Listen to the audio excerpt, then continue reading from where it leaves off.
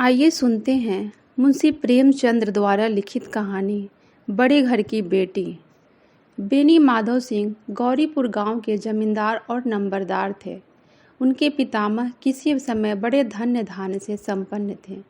गांव का पक्का तालाब और मंदिर, जिसकी अब तक मरम्मत भी मुश्किल थी, उन्हीं के कृति स्तंभ थे। कहते हैं कि इस दरवाजे पर हाथी घूमता था। अब उसकी जगह एक बूढ़ी भैंस थी, जिसके शरीर में अस्थि पंजर के सिवा और कुछ ना रहा था, लेकिन शायद दूध बहुत देती थी, क्योंकि एक न एक आदमी हांडी लिए उनके सिर पर सवार ही रहता था। बेनी माधव सिंह अपनी आधी से अधिक संपत्ति वकीलों को भेंट कर चुके थे। उनकी वर्तमान आय 1000 रुपये वार्षिक से अधिक न थी। ठाकुर साहब के 2 बेटे थे। बड़े का नाम नीलकंठ सिंह था। उसने बहुत दिनों के परिश्रम और उद्योग के बाद बीए की डिग्री हासिल की थी। अब वह एक दफ्तर में नौकरी करता था। छोटा लड़का लाल बिहारी सिंह दोहरे बदन का सजीला और हट्टा कट्टा जवान था। भैंस का दूध 2 सेर ताज़ा दूध वह सुबह उठते ही पी जाता था। नीलकंठ की दशा बिल्कुल उसके विपरीत थी। इन नेत्रप्रिय गुणों को उसने बीए इन्हीं 2 अक्षरों पर न्यौछावर कर दिया था। इन 2 अक्षरों ने उसके शरीर को निर्बल और चेहरे को कांतिहीन बना दिया था। इसी के वैदिक ग्रंथों पर उसका विशेष प्रेम था। आयुर्वेदिक औषधियों पर उसका अधिक विश्वास था। शाम सवेरे उसके कमरे में प्रायः खरल और सुरीली कर्ण मधुर ध्वनि सुनाई दिया करती थी।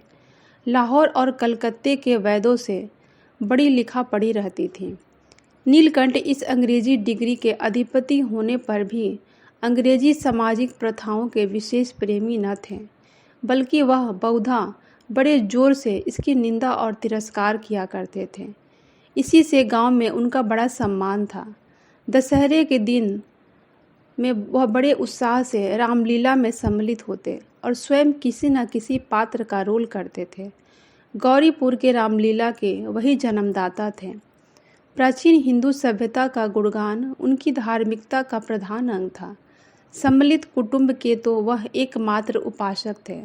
आजकल स्त्रियों को कुटुंब में मिलजुल कर रहने की जो अरुचि होती है, उसे वह जाति व देश दोनों के लिए हानिकारक समझते थे।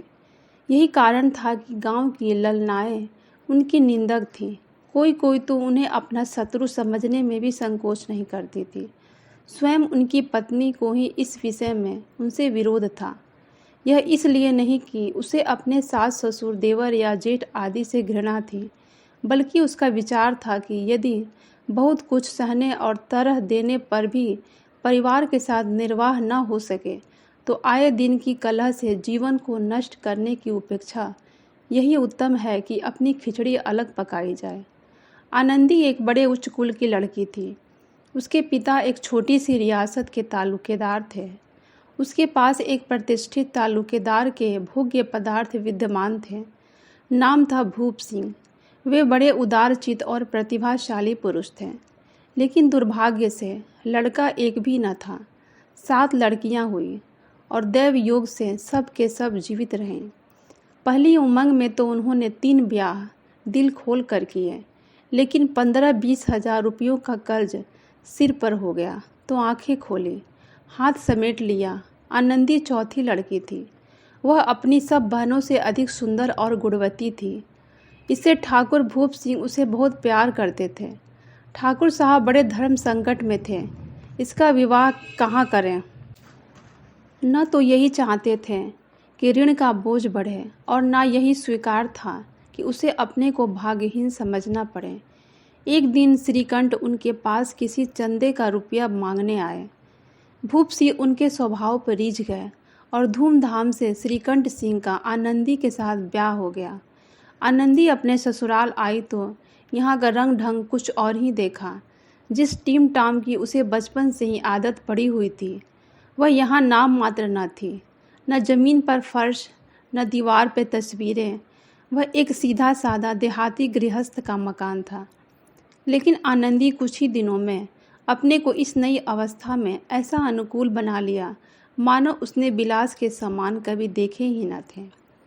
एक दिन दोपहर के समय लाल बिहारी सिंह 2 चिड़िया लाए हुए आया और अपनी भाभी से बोला, जल्दी से इन्हें पका दो, मुझे बहुत भूख लगी है। आनंदी भोजन बनाकर उनकी राह देख रही थी।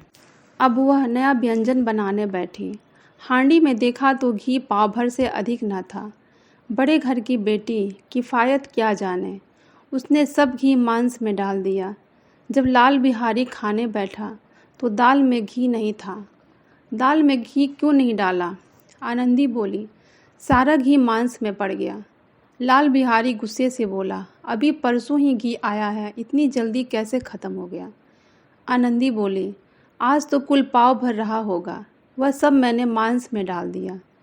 जिस प्रकार सूखी लकड़ी जल्दी से जल उठती है, उसी तरह क्षुधा से बावला मनुष्य जरा सी बात पर तिनक जाता है।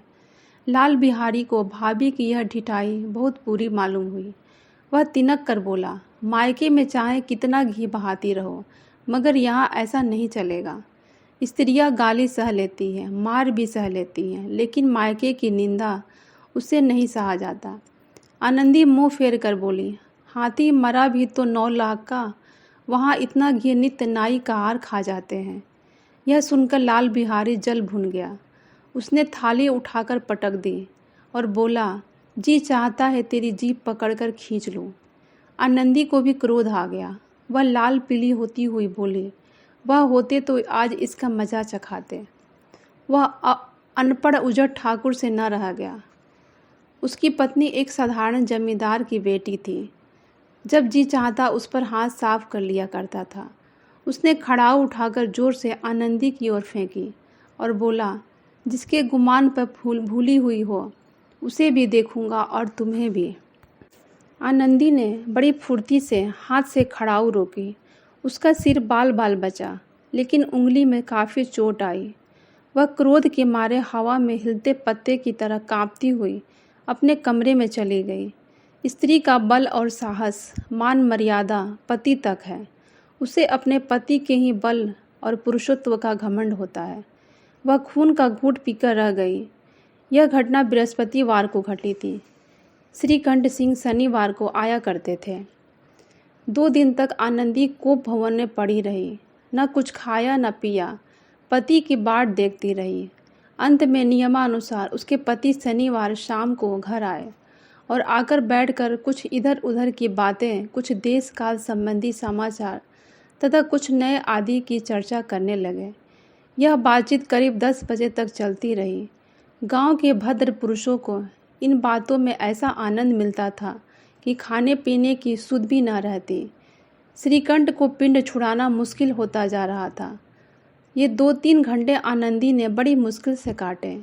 किसी तरह भोजन का समय आया, पंचायत उठी, एकांत हुआ तो लाल बिहारी ने कहा, भैया आप जरा भाभी को समझा दीजिए कि मुंह संभाल कर बात किया करें, नहीं तो एक दिन अनर्थ हो जाएगा।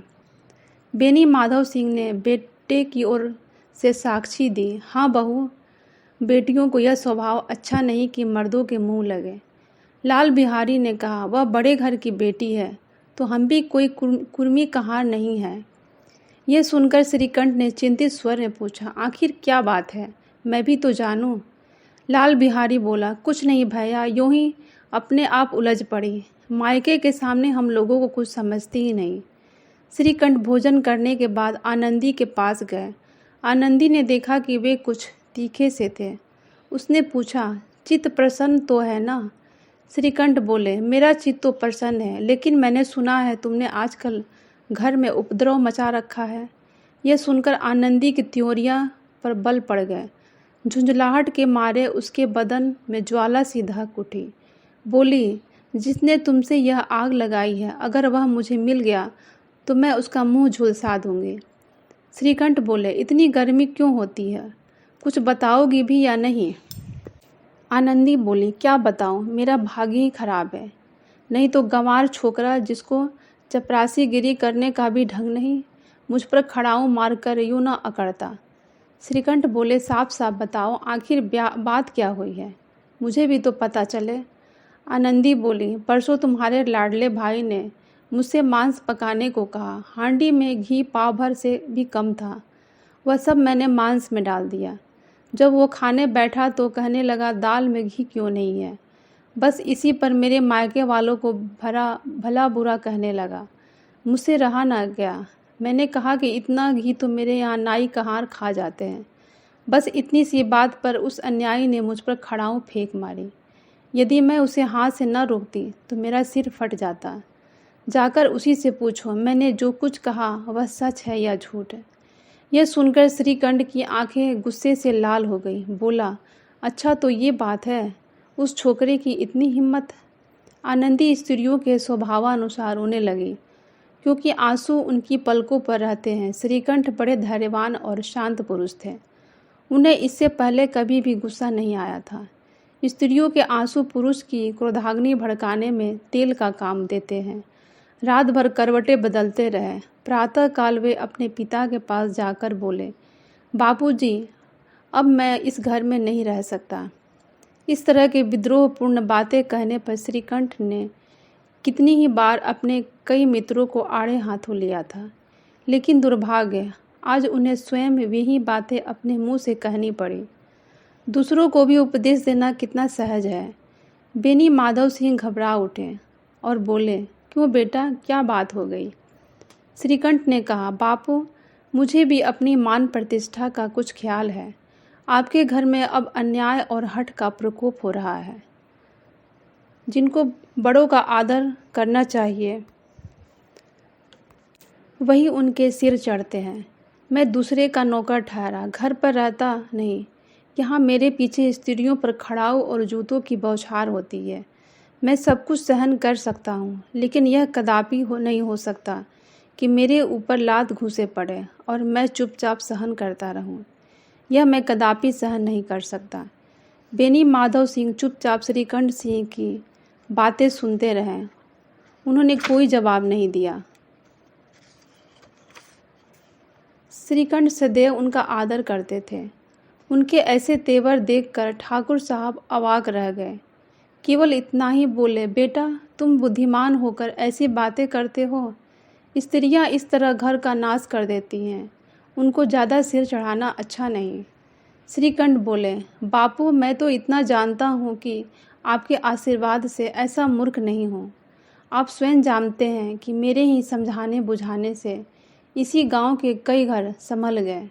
लेकिन जिस स्त्री की मान प्रतिष्ठा का ईश्वर के दरबार में उत्तरदाता हूँ, उसके प्रति ऐसा घोर अन्याय और पशुवत व्यवहार मुझे असह्य है। आप सच मानिए, मेरे लिए यही कुछ कम नहीं है कि लाल बिहारी को कुछ दंड नहीं देता। यह सुनकर बेनी माधव सिंह से अब चुप नहीं रहा गया। उन्होंने क्रोधित होकर कहा, लाल बिहारी तुम्हारा भाई है। अगर वह कभी कोई गलती करता है तो उसके कान पकड़ो। श्रीकंठ बोले, बापू, लाल बिहारी को मैं अपना भाई नहीं समझता। बेनी माधव सिंह ने कहा, क्यों, पत्नी के कारण? श्रीकंठ बोले, जी नहीं, उसकी क्रूरता और अविवेकी के कारण। ठाकुर साहब श्रीकंठ का क्रोध शांत करना चाहते थे, लेकिन वह स्वीकार नहीं करना चाहते थे कि लाल बिहारी कोई अनुचित काम किया है। इसी बीच गांव के और कई सज्जन हुक्के चिलम के बहाने वहां आ बैठे। कई स्त्रियों ने जब यह सुना तो श्रीकंठ पत्नी के पीछे पिता से लड़ने को तैयार है तो उन्हें बड़ी खुशी हुई। दोनों पक्षों की मधुर वाणियाँ सुनने के लिए उनकी आत्माएं तिलमिलाने लगी। गांव में कुछ ऐसे कुटिल लोग भी थे जो इस कुल की नीतिपूर्ण गति पर मन ही मन जलते थे। वह कहा करते, श्रीकंठ अपने पिता से दबता है, इसलिए वह दब्बू है। उसने विद्या पढ़ी, इसलिए वह किताबों का कीड़ा है। बेनी माधव सिंह उसकी सलाह के बिना कोई काम नहीं करते। यह उनकी मूर्खता है। इन महानुभावों की शुभकामनाएं आज सफल होती दिखाई दे रही थी। कोई हुक्का पीने के बहाने और कोई लगान की रसीद दिखाने आकर बैठ गया। बेनी माधव सिंह पुराने आदमी थे। उन्होंने इन भावों को ताड़ लिया। उन्होंने निश्चय किया कि चाहे कुछ क्यों ना हो जाए, मैं इन द्रोहियों को ताली बजाने का अवसर नहीं दूंगा। वे तुरंत शांत शब्दों में बोले, बेटे श्रीकंठ, मैं तुमसे बाहर नहीं हूँ। तुम्हारे जी में जो आए करो। अब तो लाल बिहारी से अपराध हो ही गया है। श्रीकंठ इस बात को समझ न सका। उसने डिबेटिंग क्लब में अपनी बात पर अकड़ने की आदत थी। इन हथकंडों की उसे क्या खबर। पिता ने जिस मतलब से बात पलटी थी वह उसकी समझ में नहीं आया। बोला, मैं लाल बिहारी के साथ अब इस घर में नहीं रह सकता। बेनी माधव ने कहा, बेटे, बुद्धिमान लोग मूर्खों की बातों पर ध्यान नहीं देते। वह नासमझ है, उससे जो कुछ भूल हुई है उसे तुम बड़े होकर माफ़ कर दो। श्रीकंठ बोले, नहीं बापू, मैं उसकी इस दुष्टता को कभी सहन नहीं कर सकता। या तो वही इस घर में रहेगा या मैं ही।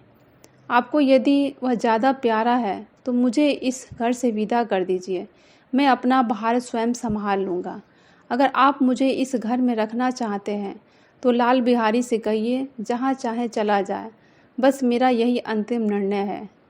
लाल बिहारी दरवाजे की चौखट के पास खड़ा अपने बड़े भाई की बातें सुन रहा था।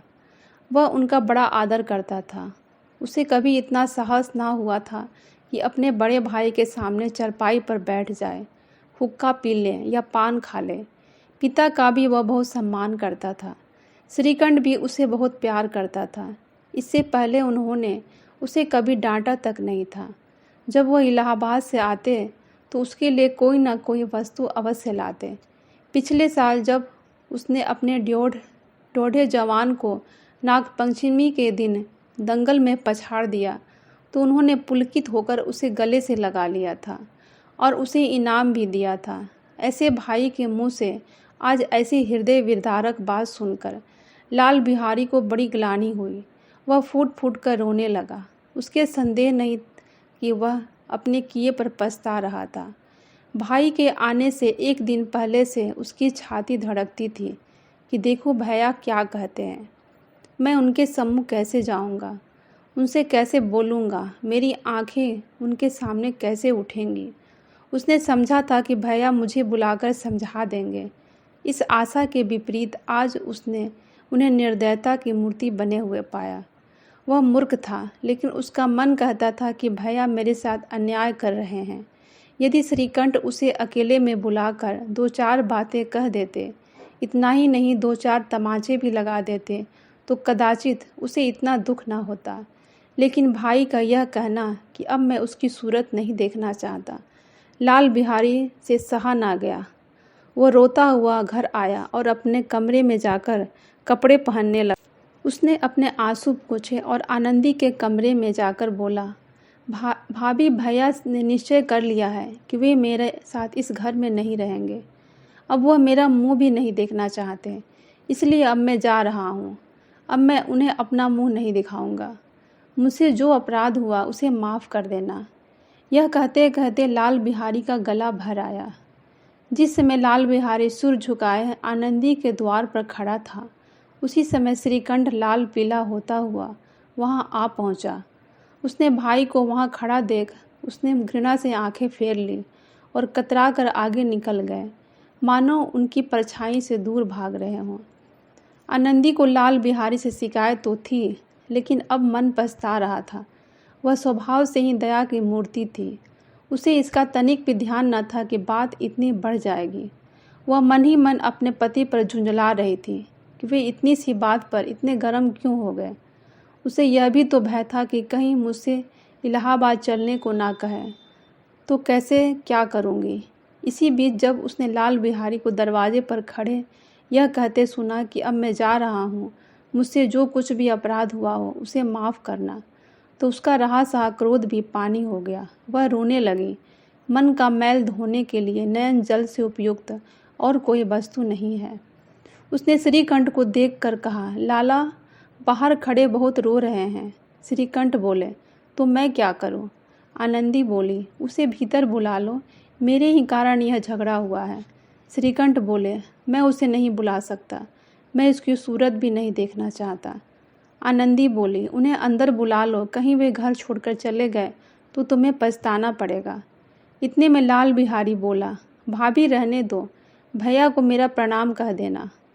वह मेरी शक्ल भी नहीं देखना चाहते, इसलिए मैं भी उन्हें अपनी शक्ल नहीं दिखाऊंगा।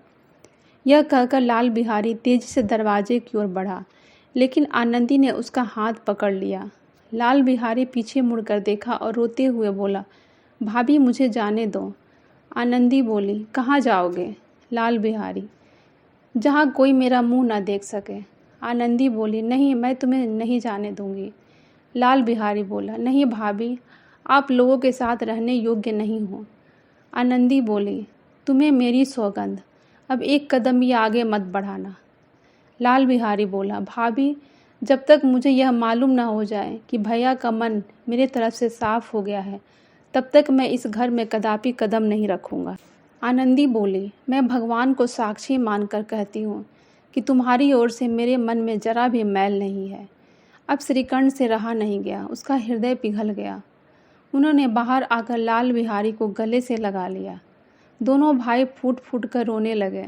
लाल बिहारी ने सिसकते हुए कहा: भैया, अब कभी मत कहना कि तुम्हारा मुंह नहीं देखूंगा।